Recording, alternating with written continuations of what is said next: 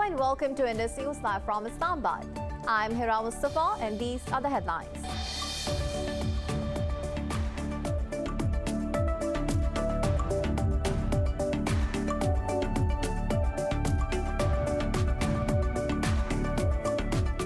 The top military leaders from the US and its allies have slammed the violence by Myanmar's military in a joint statement. Meanwhile, the activists pledged to continue protests after the army killed over 100 people yesterday. So far, more than 440 civilians have been killed since the army seized power on February 1st.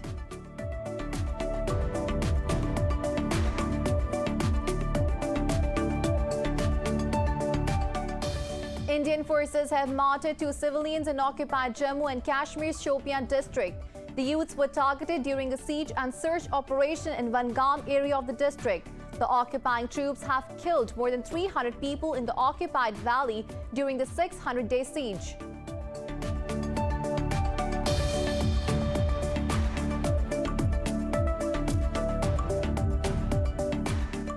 In Bangladesh, a nationwide strike is being observed after 10 people were killed in 2 days of anti-Modi protest.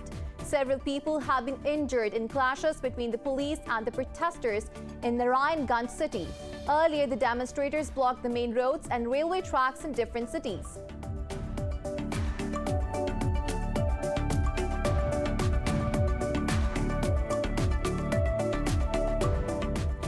The Arab coalition says it has destroyed 2 explosive-laden boats of Yemen's Houthi rebels and 2 drones. The coalition said the boats were to be used in an attack from the Hodeidah port, while the drones were aimed at south of the kingdom. It comes days after US Special Envoy Tim Lender King returned to the region to push for a nationwide ceasefire.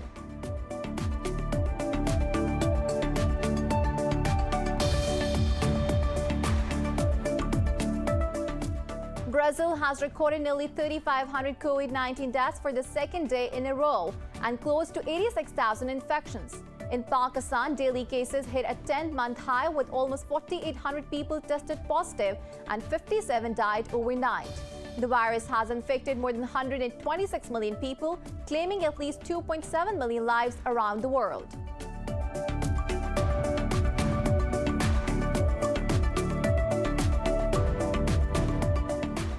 And in tennis, Russia's Andrei Rublev and Canada's Denis Shapovalov have breezed into the 3rd round of the Miami Open. Rublev beat American tennis Sandgren 6-1, 6-2 to advance ahead. Meanwhile, Shapovalov came from a set down to defeat Belarusian Ilya Ivashka 6-7, 6-4 and 6-4.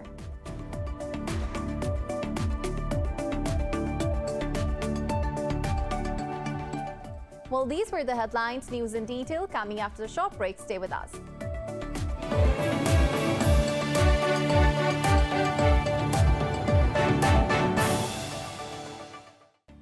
Welcome back. Now the news in detail. The top military leaders from the US and its allies have slammed the violence by Myanmar's military in a joint statement. 12 countries around the world, including Asia and Europe, have signed a rare declaration. They condemned the use of lethal violence against unarmed civilians and said the army must work to restore its lost credibility. Meanwhile, the activists pledged to continue protests after the army killed over 100 people yesterday. So far, more than 440 civilians have been killed since the army seized power on February 1st. Indian forces have martyred 2 more civilians in occupied Jammu and Kashmir's Shopian district. The occupying troops have killed more than 300 people in the occupied valley during the 600-day siege. The youths were targeted during a siege in the Vancouvere area of the district. Indian troops held the entire population of the area hostage in one of its inhuman so-called cordon and search operation. They are carrying out house-to-house search in the area. The military operation was going on till the last reports came in. In Bangladesh, a nationwide strike is being observed after 10 people were killed in 2 days of anti-Modi protest. The demonstrators blocked the main roads and railway tracks in different cities. Several people have been injured in clashes between the police and the protesters in Narayanganj city. Police used rubber bullets and tear gas to disperse the protesters. The demonstrators took to the streets at Shimrail, Muchak, Mandanpur and signboard areas in Narayanganj. During Indian Prime Minister Narendra Modi's visit, the protesters criticized his anti-Muslim policies and called him the butcher of Gujarat. The Arab coalition says it has destroyed 2 explosive-laden boats of Yemen's Houthi rebels and 2 drones. The coalition says it is taking the necessary operational measures in accordance with international humanitarian law. In a statement, the coalition said the boats were to be used in an attack from the Hodeidah port. It added the drones were aimed at southern cities of Saudi Arabia. This comes days after U.S. Special Envoy Tim Lenderking returned to the region to push for a nationwide ceasefire.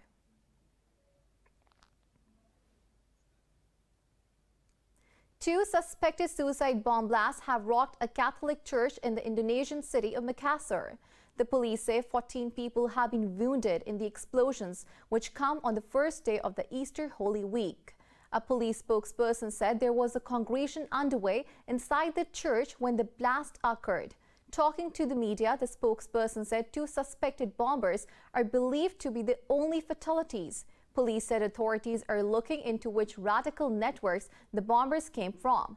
They said authorities are investigating whether the attack was linked to recent arrests of suspected militants. No group has claimed responsibility for the attack so far. Brazil has recorded nearly 3,500 COVID-19 deaths for the second day in a row and close to 86,000 infections. Globally, the virus has infected more than 126 million people, claiming at least 2.7 million lives. More on the pandemic in this report. The governments around the world seem to be in a race to administer maximum vaccine doses and bring their countries back to normalcy. Health officials have rolled out more than 510 million coronavirus vaccine doses globally, but the deployment of jabs has been glaringly unequal, with the US accounting for more than a quarter of the global total. More than 50 million people in the United States have been fully vaccinated, while about 97.7 million have received at least 1 dose. Still, the country's tallies of new COVID-19 cases and deaths have started creeping up in the last few days. In the south, experts warn Brazil's coronavirus situation is likely to deteriorate more as they forecast the nation's death toll will pass the US by the end of the year. But in Sao Paulo, young Brazilians find it hard to stay at home or maintain distances, forcing police actions. This is yet another operation to raise awareness among these young people that they should not crowd together in times of the contagion. We are going through a very difficult period lacking ICU beds, and these young people insist on going out to have fun. In Europe, the situation appears to be improving for the United Kingdom as the NHS has passed the milestone of administering 25 million first vaccine doses, while over 2.5 million people have now received their second dose. But France admits the situation is critical and added 3 more departments to the 16 already under tight restrictions. In once hard-hit Spain, some 5,000 music fans in Barcelona attended a rock concert after rapid COVID-19 tests. Health authorities approved the trial, which, if successful, could provide a route to recovery for the ravaged live music industry in Spain and beyond. I believe that today we have made one thing a reality, which was to show the world that culture is safe, that things can be done well, and by doing them well, concerts like this, one of 5,000 people, can be carried out, which has been perfect at all times in safety and in quality. The Philippines say it will reimpose tougher measures in the capital of Manila and nearby provinces in order to fight a surge in the infections. Meanwhile, Hong Kong says an initial investigation by Germany's BioNTech into its vaccine did not show any obvious systemic factors during packaging. The use of the vaccine was suspended in the city and neighboring Macau this week. Pakistan has recorded 57 more deaths and over 4,700 coronavirus cases in the past 24 hours. The Health Ministry reported over 4,000 daily cases for the 4th consecutive day. The country's death toll has reached 14,215. More than 654,000 people have tested positive in Pakistan, of which over 595,000 have recovered. The number of active cases in the country has crossed 44,000.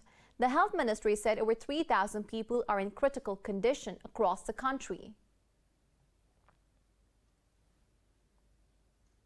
Pakistan says it is fully committed to addressing the issue of climate change. Its landmark initiatives like the Billion Tree Tsunami have won international acclaim, including from the World Economic Forum. The Foreign Office said Pakistan is also meaningfully contributing to shaping the global climate change discourse. It said Pakistan co-chaired the Green Climate Fund, which is established to support climate actions in developing nations. It added the multi-billion-dollar summit brings together leaders from countries responsible for nearly 80% of global emissions. The office also pointed out that Pakistan, despite being among the top 10 countries affected by climate change, is one of the lowest emitters.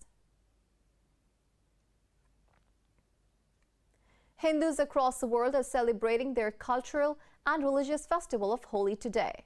The event signifies the triumph of good over evil and is also known as the Festival of Spring. Pakistan's Prime Minister Imran Khan has greeted the country's Hindu community on the occasion. In Pakistan, Hindus are celebrating the day amid strict observance of COVID-19 protocols. Meanwhile, in India, this year's celebrations are being seen with skepticism as gatherings disregard the record spike in infections. The country has recorded nearly 63,000 cases overnight, the highest single-day tally since mid-October last year. The health ministry said with 312 deaths, single-day mortality figures were also at their highest since Christmas. Some of the world's most iconic landmarks plunged into darkness to mark this year's Earth Hour. The Worldwide Fund for Nature started the event in Sydney in 2007. Earth Hour is now one of the world's largest grassroots movements for the environment. This year's event highlights the link between the destruction of nature and increasing outbreaks of diseases like COVID-19.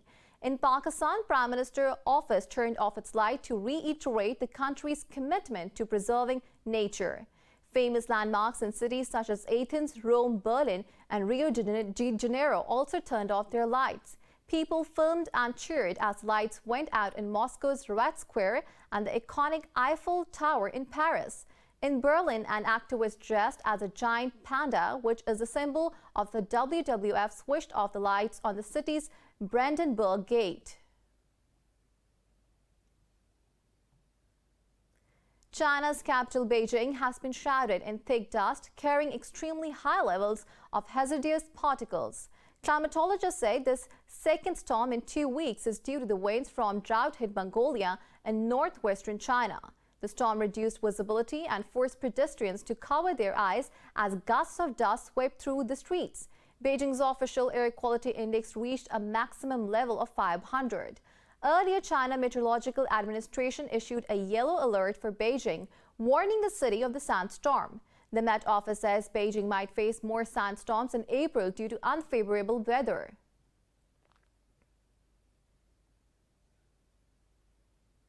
Egypt has set up multiple rescue plans to dislodge the giant container ship blocking the Suez Canal. Osama Rabi, chairman of the Suez Canal Authority, says it remains unclear when the vessel will be refloated. At a press conference, Rabi said 40 tugboats are trying to dislodge the stranded vessel named Ever Given. He said the stern had begun to move on Friday night and that the rudder and propeller had started working again. Some 9,000 tons of ballast water stored in tanks to stabilize the ship has been removed to help lighten the vessel. He added that work is underway around the clock to get other ships through.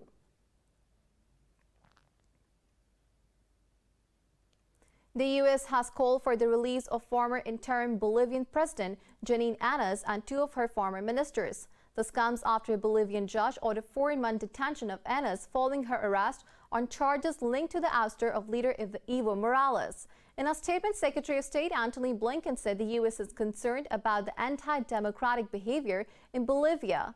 He urged the government to support peace and democracy by releasing the detained former officials. Blinken noted that the EU and international rights bodies have also expressed concerns over the arrest. The Secretary of State has called for an independent and transparent probe into human rights violations in Bolivia. At least one person has died and several others are wounded in a stabbing at a public library in the Canadian city of Vancouver. In a tweet, the Royal Canadian Mounted Police said they have taken a suspect into custody. The police said the suspect apparently acted alone and they are still looking for potential additional victims. They said multiple victims were stabbed inside and outside the North Vancouver library. The police added there is no ongoing threat to the public. According to emergency services officials, 6 people were taken to the hospital. Facebook has frozen Venezuelan President Nicolas Maduro's page over misinformation about COVID-19. Earlier, without providing any evidence, Maduro claimed he has some remedy to cure the disease. Facebook has also taken down a video in which Maduro promotes a medication to cure the virus. The company said it follows guidance from the WHO that says there is currently no medication to cure the virus. A spokesperson said due to repeated violations of rules, they have frozen the page for 30 days, during which it will be read only. Venezuela has so far reported over 1,500 deaths from COVID-19, with nearly 155,000 cases.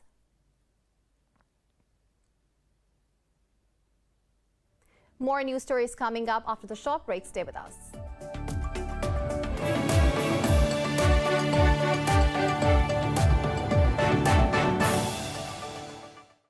Welcome back.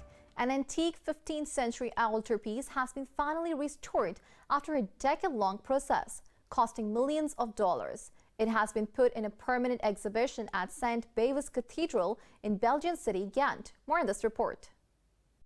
From 2 world wars to 16th century iconoclasm and multiple thefts, this artwork has survived centuries of turmoil. Now it has gained a new bulletproof glass housing in Belgium as part of a $35.4 million revamp for visitors. The renowned Adoration of the Mystic Lamb was completed in 1432 by brothers Jan and Hubert van Eyck and is widely considered one of the most important pieces of early Renaissance art. The 12-paneled altarpiece has been put on display at the same cathedral in Belgium where it first stood after its completion. The visitors will pass through the crypt before viewing the panels, as an augmented reality experience will relate the piece's 600-year history. To accommodate tourists, the altarpiece is now exhibited in a larger chapel.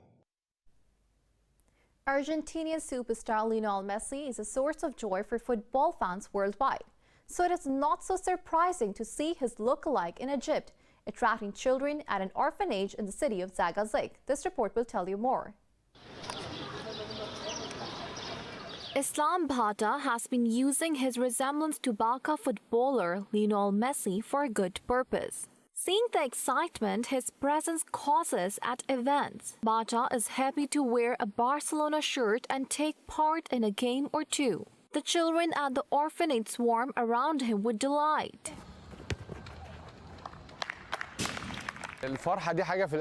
This happiness is in one's heart. When I came to the orphanage, I felt an incomparable happiness. And the kids' happiness with the resemblance between me and Messi is indescribable. When you make someone happy, God rewards you. I wanted to share this happiness with them. Muhammad Al Sayed, the director of orphanage, says Bhata's visit gives children a morale boost.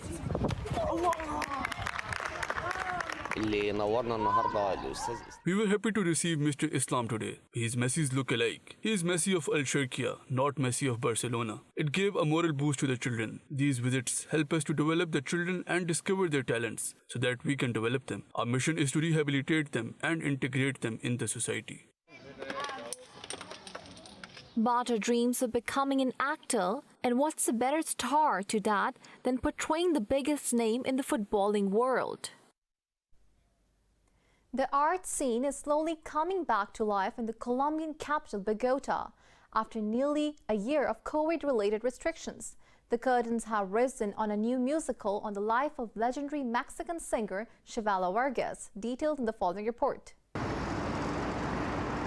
More than ecstatic, theatergoers flocked to Bogota's Movie Star Arena to see the musical about the life of Chavela Vargas. The legendary singer is known for interpretation of traditional rancheras such as La Laruna and Paloma Negra. Director Manuel Jose Alvarez says they had to overcome several challenges, but are excited to bring live performance back to the audience.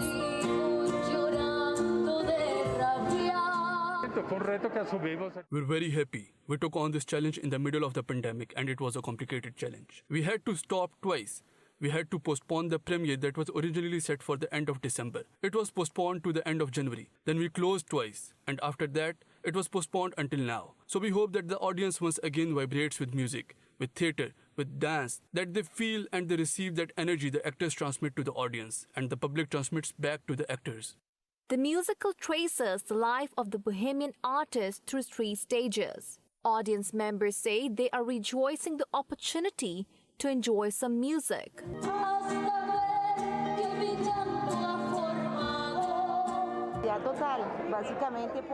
You can imagine my complete happiness basically because we have been waiting too long to enjoy one of these shows and the live sound. So for me, I'm rejoicing fully to be able to be here and enjoy the night. The music of Chavela, I think it's spectacular that we return to this.